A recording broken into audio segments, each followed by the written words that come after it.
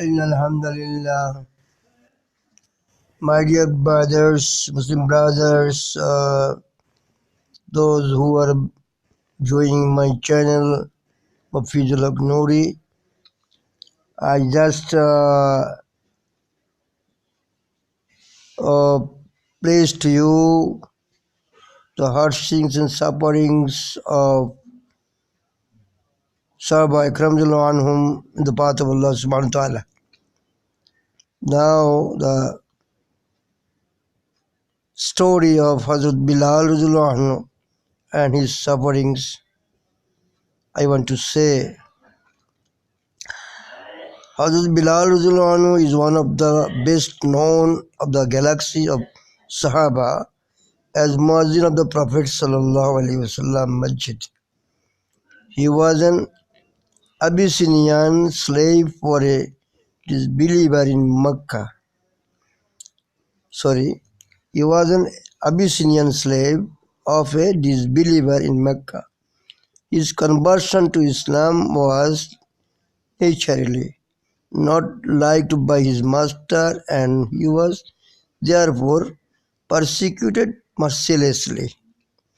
Umayyah bin Khalaf, who was the worst enemy of Islam, would make him lie down on the burning sand at midday and would place a heavy stone on his chest so that he could not even move a limb. He would then say to him, "Renounce Islam or swelter and die." Even under these afflictions, Bilal radhiyallahu anhu would exclaim, "Ahad, the one, is Allah. Ahad, the one, the Allah." He was whipped at night and with the curse thus received, made to lie on the burning ground during the day to make him either forsake Islam or to die a lingering death from wounds.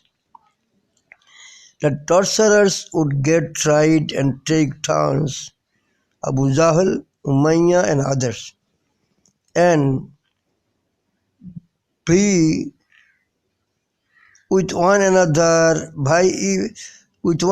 in inflicting more and more painful punishment. Oh, but Hazrat Bilal radhiyallahu anhu would not yield.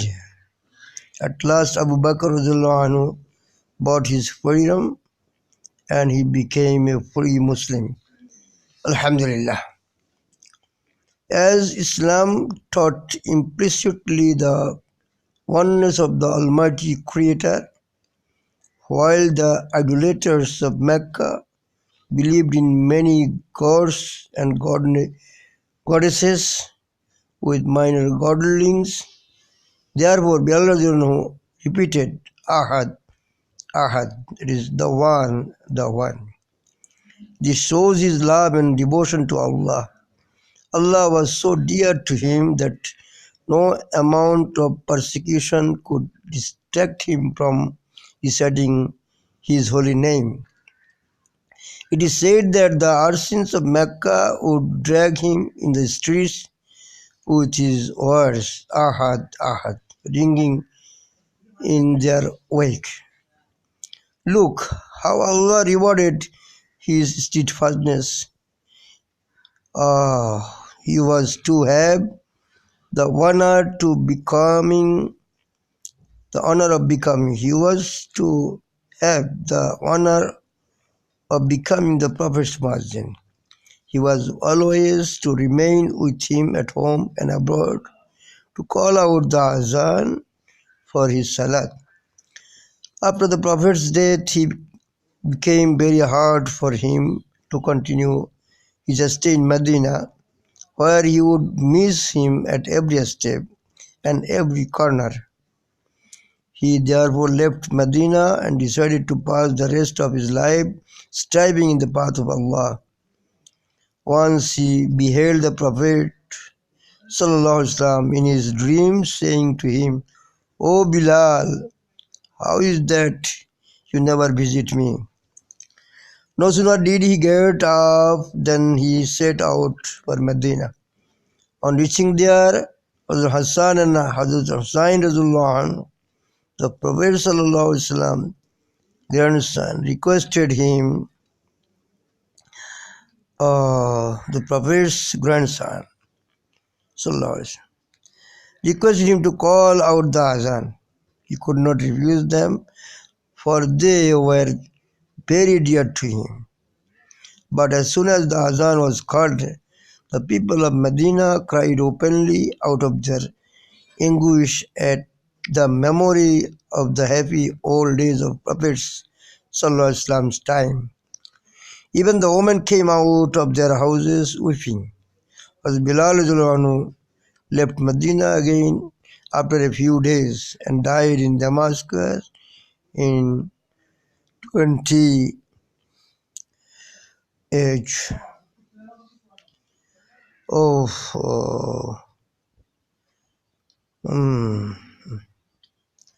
So, my dear brothers, this is one of the history of Sahaba Ikram anhum, wherein we can see, we can understand how they were tortured by non-believers, and even they did not forgive Islam. They did not left Islam. Said Ahad, Ahad, Ahad. This is the case of Bilal anhu, who was addressed by the second caliph of Islam, Umar Farooq anhu. He would say, he would address Bilal anhu, Sayyidina Bilal, Sayyidina Bilal, Sayyidina Bilal. Be happy, wait for the next video. I would again request you to subscribe my channel, like, share, and comments. If any advice you have, you can put me in comments box. Thank you. Assalamu alaikum warahmatullah.